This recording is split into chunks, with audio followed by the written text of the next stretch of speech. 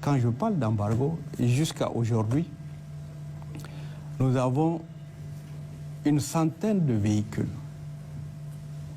dont des blindés, qui sont retenus au Bénin.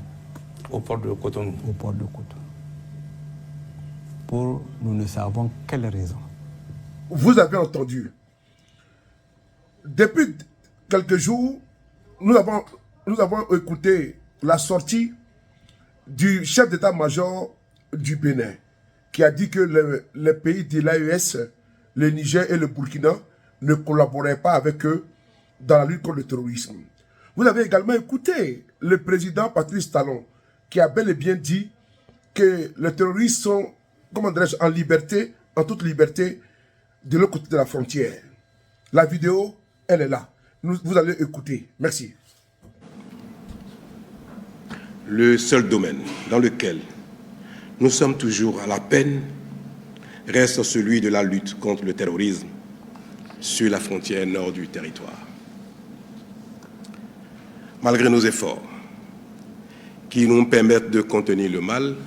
Vous avez écouté le président Patrice Talon qui a dit que devant son hémicycle que les terroristes étaient en liberté de l'autre côté de la frontière.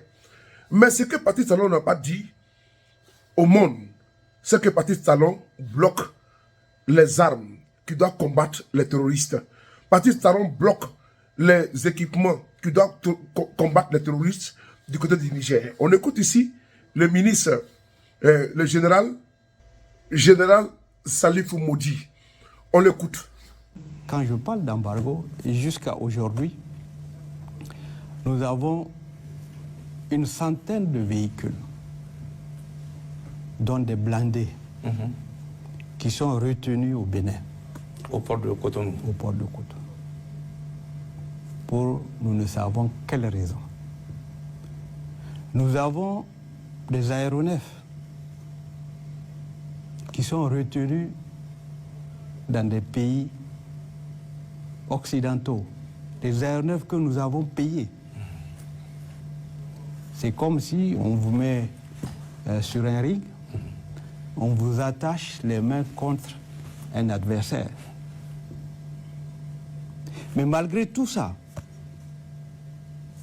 les forces armées nigériennes, d'une manière, gendarmerie et FAN, et les autres forces de défense et de sécurité se battent pour la sécurité et la stabilité dans notre pays. Donc cette satisfaction-là, elle est entière, elle est sincère. Parce que en tant que ministre de la Défense nationale, nous saisissons l'engagement de nos personnels, l'engagement des fils du Niger qui sont dans les forces. Malgré les sacrifices, ces jeunes Nigériens sont déterminés à défendre leur pays. Après avoir écouté le général Salifou Modi, qu'est-ce que vous pouvez en tirer comme conclusion? Les pays de l'AES se battent contre le terrorisme. Et plusieurs fois, le président Talon a bloqué les armes du côté, n'est-ce pas, du port de Cotonou. Comment le Niger peut combattre le terrorisme sur ces armes? Parce que le Niger est un pays enclavé. Et je suis même surpris que le Niger continue toujours de collaborer avec, comment dirais-je, le Bénin. Le président Talon prend le malin plaisir de bloquer les armes. Et donc, je pense que tout vient de là, tout tire son essence de là. Merci beaucoup à vous.